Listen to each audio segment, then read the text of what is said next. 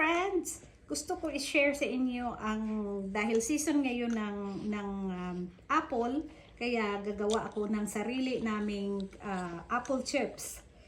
Ipinakita ko na sa inyo dati yung sa video ko, yung spiralizer na ito sa pinakamabilis sa pagbalat ng apple at pagtanggal ng core. Ayan lang ganyan lang. Ayan.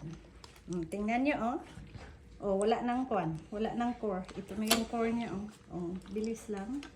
Pagkatapos niyan, yan siya, hiwain nyo ang dalawa half, hiwain nyo ng half lang.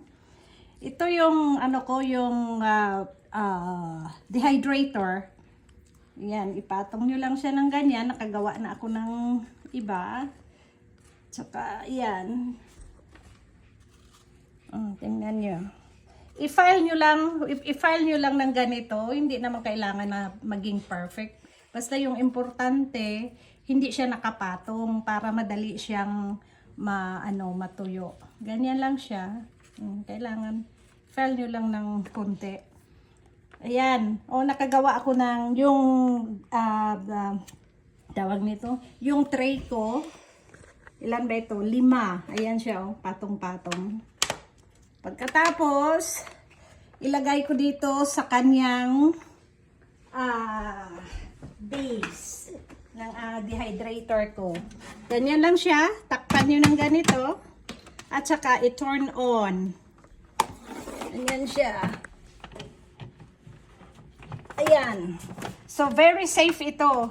Kahit iwanan mo ito, pupunta ka sa trabaho mo, hindi ito masusunog dahil very low temperature. So, in 24 hours, tapos na ito.